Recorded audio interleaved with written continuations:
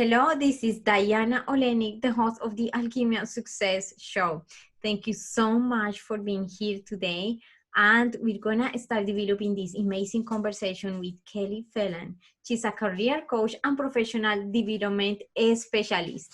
She has so many insights to share with us today about how to prepare a nicely done plan for that professional development career that you want to pursue, and about her own experience in life. Thanks so much, Kelly, again for being here today. And please let us know your story. Sure. Well, thank you so much for having me. It's great to be here. I'm a big fan of the podcast, so I'm glad to be able to be here and participate. So you can probably tell from my accent that I'm an American, but I actually live in Australia. I have moved around quite a bit. I've actually lived in 6 different countries and worked in most of those countries. So I've had a lot of experience moving around, applying for jobs in different places, getting adjusted once you move, and once you spend time somewhere to, there are different laws and the working conditions are always a little bit different. So I've always been a bit of a world wanderer, but now I am settled here in Australia and I love it. But years ago, my very first job when I was at uni was I was just looking for a job, any job, and I ended up finding a job not too far from where I lived in a career center, where they helped people write resumes and do things like that. And my initial job was simply to, take down names and check people in when they came in. I was just a general admin, and I spent a lot of time sort of looking around and observing and seeing what the real career counselors were doing.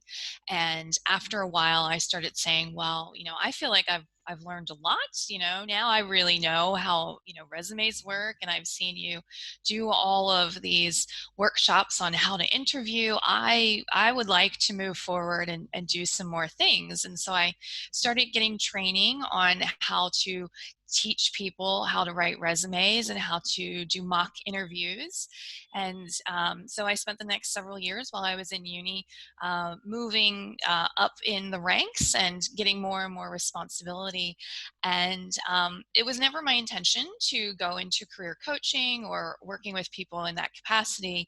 I actually, when I graduated from uni, I went into the hospitality and tourism sector. So I went to Florida, I worked at Disney, I went to Las Vegas and worked in the big hotels there. But I kept coming back to career coaching and helping people. I actually ended up getting my Ph.D. And teaching students, excuse me, business. And while I was there working in the business school, I ended up petitioning them to add a class to help students prepare for internships and jobs and that sort of things. But quite frankly, as a professor, such a small part of your job is working with students, and I love teaching. And so that's why I've actually gone back into career coaching as my full-time job. And I spend a lot of time, particularly with students or recent university grads who are looking to get into positions. But then I also, because I've lived and moved so many different times, I often work with expats or people who are wanting to move abroad and getting ideas as to how they can actually enter into these other markets. So that's really what I do in a nutshell. That's awesome. Yes, I love that holistic approach that you have, and that different experience in different countries to understand different type of needs and systems, how they work in different countries, and how people can adjust to them successfully, and actually to get their expected results in terms of their professional development. So in terms of that, what is the number one roadblock that you find in your clients when it comes to professional development? What do you think that is the most challenge that people actually face when they don't get themselves in that career that they want? Really, I find that the biggest roadblock is themselves. It really is, because so many people, they have a they're very one-track mind, and they say, oh, well, I want to work in this particular area. I've never worked there before. They want experience, so I can't potentially enter it. Or, I'd love to go out to do it over here, but I have to get a degree or certification. I can't take 2 years off of work to do that. So there's just no way I can do it. And the thing is the sky is the limit. I mean, there's so many ways that people can be creative. There's this big thing that I constantly say to people, and that is transferable skills. It does not matter if you've worked in that area before. It does not matter if you have no experience before. I've also worked on the corporate side, helping companies to hire people and to train people. And also, employers do the same thing, where they are very one-track mind in terms of who they're looking at. And I say, oh, well, there are other people here that we should be considering. And if they sell themselves right, we can really look at them and consider them. For instance, I often find this particularly with moms who've been out of the workforce for any amount of time, and they either come into it and they say, oh, well, my skills are 10 years old, or I've really never worked. Yeah, okay, sure, that's fine. But you've probably had to balance a budget, because you do the grocery shopping and you pay the bills. You have multiple kids, so you're, dealing with all these different schedules. There are you volunteered at their schools, so obviously, you're able to balance all of these, different tasks. So multitasking, being detail oriented. So you can take any life experience and potentially apply it to a job that you're interested in. And I think that is what people need to do more than anything, is they really need to look at everything they do very widely and think outside the box. And I hate to use cliches, but think outside the box and think, how can I relate this to what I want to do? And they can absolutely do it. So for me, a lot of it is helping clients discover that and actually getting them to move in that direction with what they have. That's awesome. Yes, I've even personally seen also some examples sometimes of having those mental barriers where even during interviews, many people sometimes don't take action because they feel, no, I don't have all the qualifications, required. But we never know what is going to happen in that interview, and we never know how, by demonstrating that those transferable skills related with that profile, that they are looking for, maybe can lead to actually getting that job. So it's interesting that you see that also more from the perspective of those skills rather than not necessarily the experience not being the major factor. Because at the end of the day, I feel that, or I've met people that they are not necessarily the same type of engineers, for example. It's because I'm an engineer and doing a job and the same job without any experience at all, doing that same job in engineering in another engineering field. So I've seen people doing that. And then those examples show me, wow, yes, we don't necessarily have to stick maybe to certain parameters as how it's been, typically created in all the field of career pursuit. So I feel that is an interesting approach, that by strengthening those skills, we can actually start to craft something interesting in order to get that into that career that we want. Thank you for that. Yes, Sure, that's amazing. absolutely.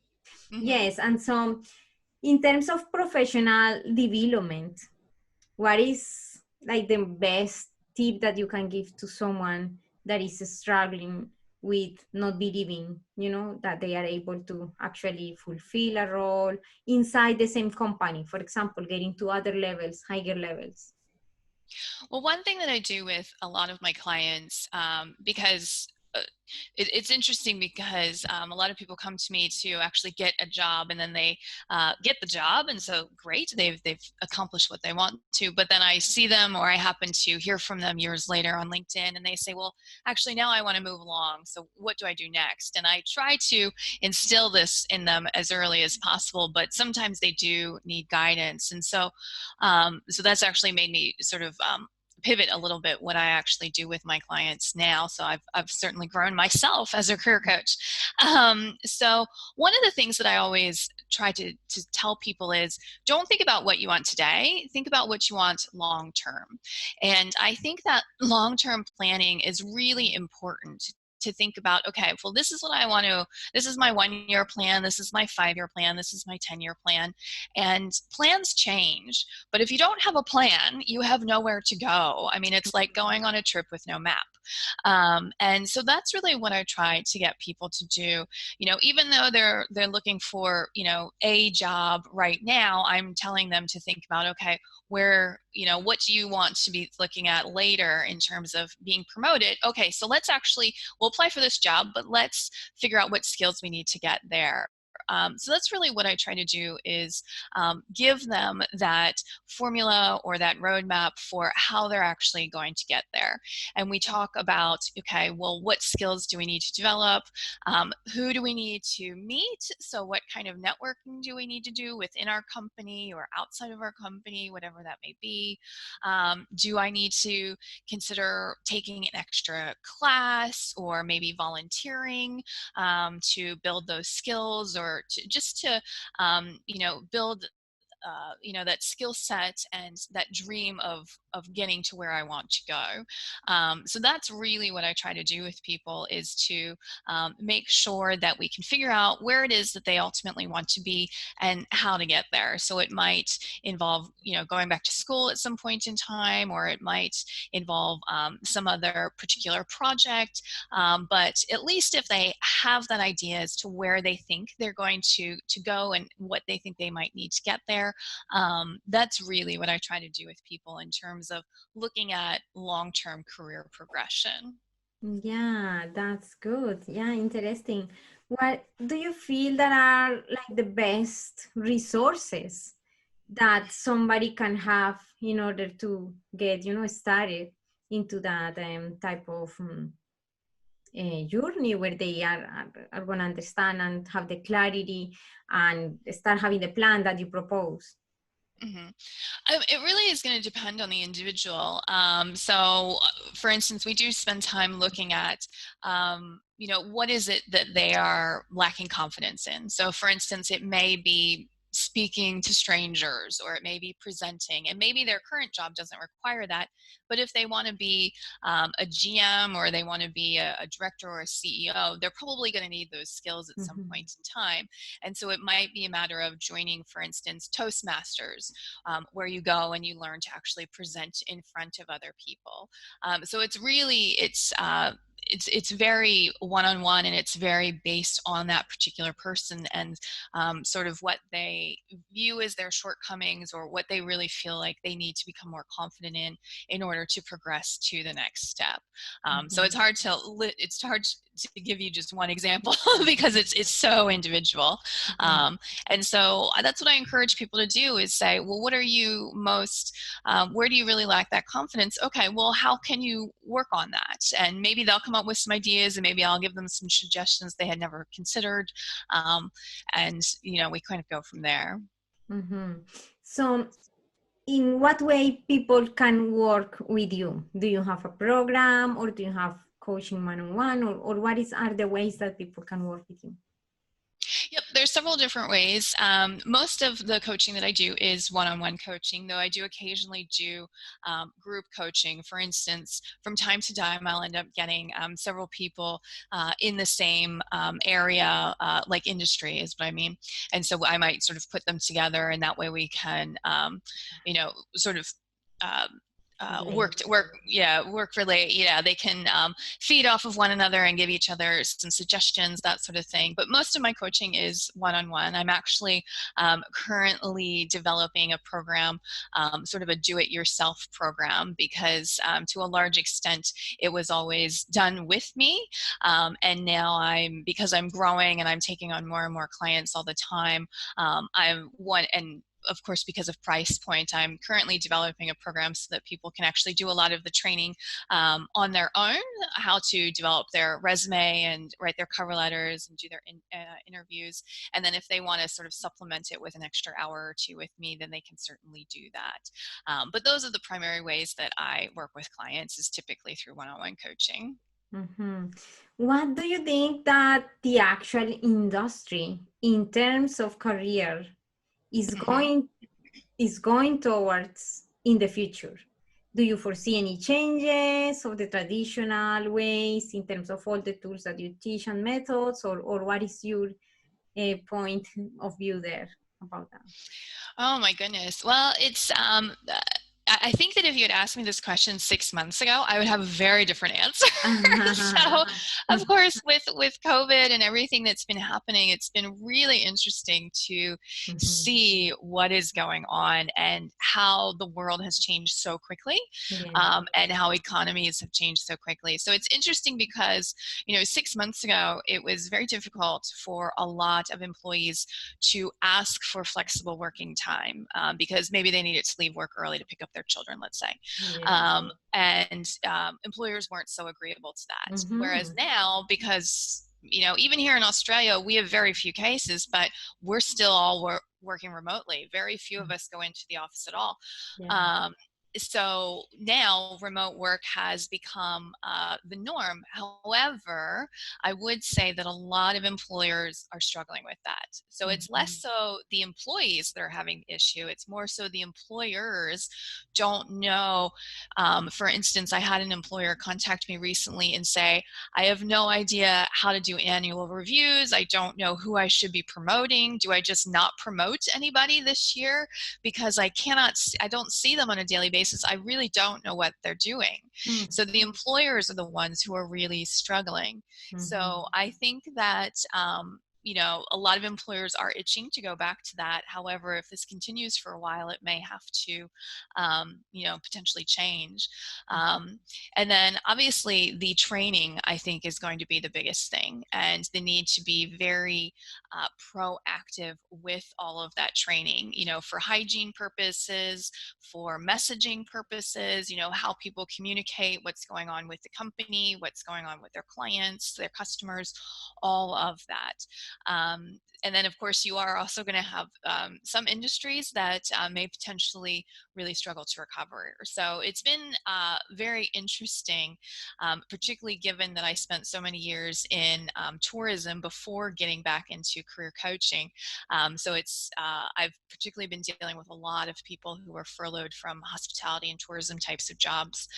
So it'll be interesting how a lot of those companies and corporations, how they're able to adapt and how long that takes them to do that. But yes, I think that change has certainly occurred, and change will continue to occur. But I would say that those are probably the big ones. And in terms of that career development, professional development, going through those new scenarios where people have to work from home, what would be your best advice for them in order so they feel that they can still advance and not because they are not seeing the team members, not being able to show that they have the skills to advance in their careers?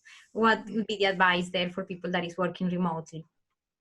I think it's actually, this is an excellent opportunity for people who are eager and enthusiastic and want to continue to move on. I think that if you do a few things, you really have the potential to really excel.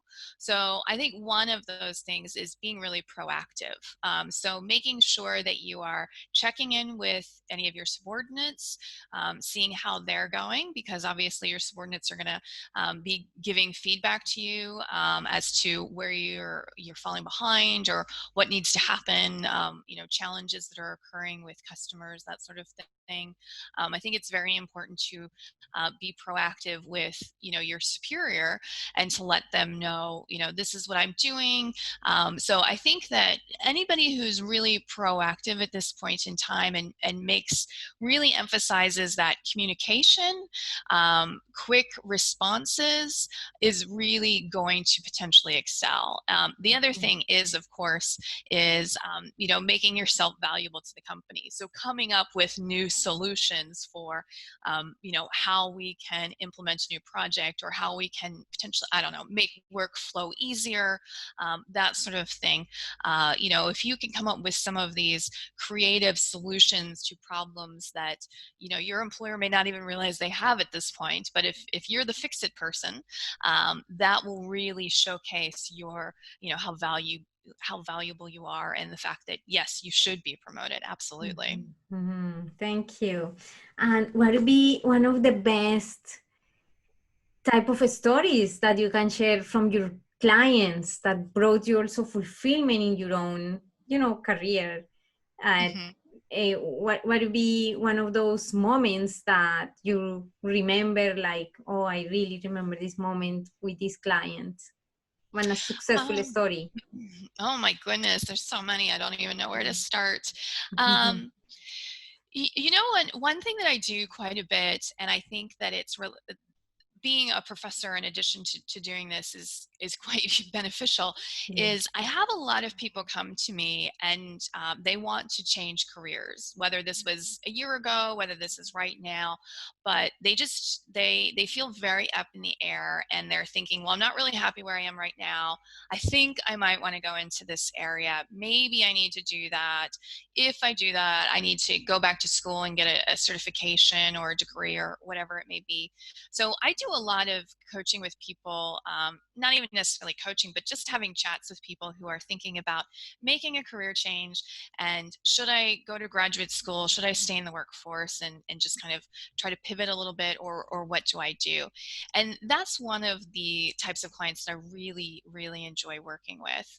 And I think that particularly when you are talking about getting a lot, making this big investment in going to graduate school or getting a certification, it's really important that you consider all of your options.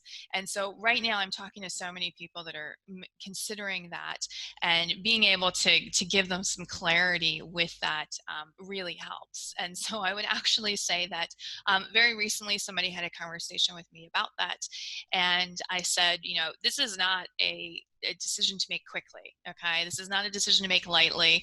If you go to graduate school, you're going to be out of work for a couple of years. This is potentially going to result in loans, this, that, and the other thing. And I said, okay, there are other ways that you can potentially enter this area. And so we worked together a little bit. She revised her resume. She revised her cover letter. She ended up getting a job, and she said, oh, this was a great decision. I'm so glad that I didn't make this leap and this very quick decision. Thanks so much for that insight, Kelly. So continuing speaking about the skill set, how do you think that somebody can actually strengthen their skill set in order to obtain that specific job that they want? And I mean, in terms of how do they know that those skills that they need to strengthen are going to be exactly the ones that are going to work for their long-term plan that you mentioned? Mm-hmm. Really, it's going to involve research. So if an individual has a particular job that they're interested in, what they should be doing is they should be looking at job postings. So what they can do is they can, and I always tell people to look at least 3 job postings from different companies, but sort of around the same job. And so what you can do is you can look at, what are the skills listed on those job postings? Do I think I have them? Where would I be able to, what experience could I use to showcase that I have those skills, whether it be work experience, whether it be in school, whether it be a volunteering position that I've had, whatever it may be. So we literally just go through a job description, tick off the the skills that you have, decide how you're going to explain and showcase each one of those skills. And then any of those skills that you don't have or don't feel confident in, then that's when you need to figure out, okay, how am I going to strengthen those? Where am I going to go? What am I going to do? And then at that point in time, that's when you can start looking at, does this mean that I should be volunteering to take on a little bit more responsibility in my current position? Does it mean that I should, I don't know, I could look at YouTube videos and be a little bit more familiar with a particular area. But that's really how somebody would go about determining what those skills are and then looking for various different opportunities to actually strengthen them. So again, it's going to be very skill specific. So for instance, if it's a type of hard skill, like a particular kind of software, maybe you can get access to that software simply playing around with it, finding if you have a roommate or a friend who is familiar with it and can walk you through that software, that's something that you can easily do. If it's a matter of, for instance, like I was saying, public speaking, maybe it's actually going and volunteering to MC an event at that your current job or an organization you're involved in is putting on. So again, it's going to be very specific as to what types of skills you're looking at. Yeah, it's about also being very resourceful, as you pointed out at the beginning, and it's amazing to have right now in these times actually the opportunity to have people like you, career coaches, to actually guide us to realize that we can have those opportunities also to get those positions or development that we want. Before, we would always be try to navigate or navigating in different directions without, like a clear path to follow. But now with many, career coaches, people that is very experienced, that have walked the path, we can have a more clear perspective of how we can proceed in order to get that result. So that's amazing. Your job is so wonderful for many people that feel confused, overwhelmed, stressed, and that are really looking for a real solution. So thank you for sharing all of that amazing information and insight, Kelly. Oh, sure. You're welcome. Glad to help. Yes, thank you. So how can people get a hold of you? So the best way to get in touch with me is to, you can visit my website, which is winning6secondresumes.com. And just to give you some insight, the reason that I chose my company name is because research actually shows that a recruiter or anybody who is reviewing your resume, that person will decide within 6 seconds whether they want to actually read it or whether it's not worth it and they're just going to discard it immediately. So you really need to be able to capture the recruiter's attention within 6 seconds. Otherwise, your opportunity is over. So you can look at my website. You can email me, Kelly at winning6secondresumes.com. On my website, there are several online resources. For instance, I do have several free guides for you can download a free guide on how to write your resume, how to write a cover letter, and some top interview questions. And you can also schedule a free 20-minute call with me. So if you do just have 1 or 2 questions and you want to get some ideas or some suggestions, I can give that to you. If you actually want to talk about coaching, you can obviously do that as well during one of those calls, and we can actually discuss how we can work together and put together a plan for you long term. So those are the best ways to get in touch with me. You can also visit me on LinkedIn, of course. I do have a YouTube channel, and it's just Kelly Phelan Winning 6 Second Resumes. Winning 6 Second Resumes, and I have lots of videos on there about different interview questions and how to answer them, or how to create your LinkedIn profile so that it gets attention from recruiters, that sort of thing. So you can look at any of those resources that you like.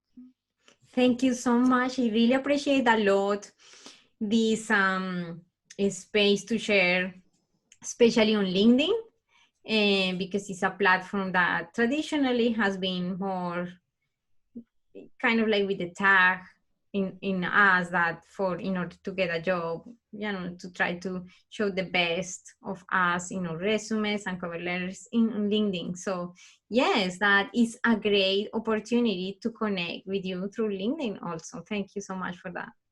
Sure, you're welcome. Yeah, please don't underestimate the power of LinkedIn. Mm-hmm. If you, whether you're on the job market right now or you're not, you should definitely have a LinkedIn profile. Make the effort to update it. Go on there for a few minutes each day. Look around. There's lots of great resources on there. If you develop a little bit of a following and you just put in a little bit of time each day, it's incredible how much you can grow on there.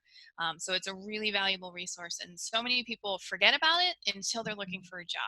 But if you can actually spend a little bit of time on there, it really ends up being incredibly valuable, especially when it comes to later on down the road when you want to get a promotion and expand those skill sets.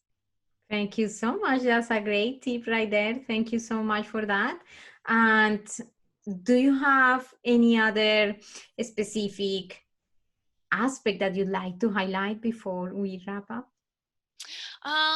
This is the one thing that I would mention is I know that it's a daunting time for a lot of job seekers. I totally understand that. But two things. One is use your resources, and two is be creative. So when I say use your resources, maybe not everybody can afford or have the time to work with a career coach, but you have other people in your life. If you're a student, you probably have access to your professors or your teachers. Maybe you have parents, maybe you have parents of your roommates. Maybe if you're a little bit older and you're out on your own, you do have other friends. Ask around, ask them to review your resume. Ask them if you think you need to improve on a particular skill. Ask them what they think about you potentially going and increasing this skill. Okay, so just get ideas. Talk to everybody. Talk to absolutely everybody. Keep in mind that some of that may need to be taken with a grain of salt, but get ideas and use the ones you want and discard the ones you don't. The other thing is be creative. So I did have a client who she was a social media marketing manager. She lost her job due to being furloughed. And she spent a lot of time looking around for various different options. And, at this point in time, you're probably not going to get your dream job. You can work towards that a little bit later. The idea is to get a job, and then you can grow from there. And so we looked at lots of different things for her. And interestingly enough, she ended up applying for a position as a candle maker. She had never done it. She had no experience in it, but she had other skills, and she was, good with people. And so she went in for the interview. They gave her the job, and so she became a candle maker. Well, a couple months has now passed, and she once she got in there and she started developing these relationships and she started talking to people, and she saw a marketing campaign that they were doing, and she said, oh, it might actually be a good idea to consider X, Y, and Z. And so now she spends 35 hours of her week as a candle maker, but she also does a little bit of consulting and a little bit working with their marketing team. Well, what that means? That means that when their marketing team actually has a position come open, she will be the first person in line for that job, because she's already in the company and she's already shown that she's doing a good job and she knows the marketing bit. So, be creative. One job may actually lead you back to what you really want to do. So don't discount anything. Just sort of consider your options and put yourself out there. That's really important at this point in time.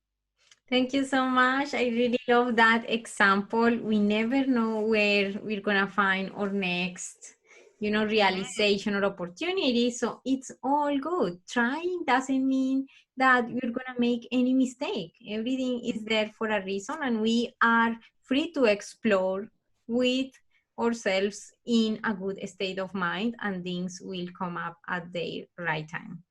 Mm-hmm. Absolutely. Yes. Thank you so much, Kelly. And if you are listening to this episode, please rate and review, because this is a way that we can grow and bring more amazing guests like Kelly. And also, if you are watching the video, please subscribe, comment, like, and share. Thanks so much, and see you in the next episode. Bye for now.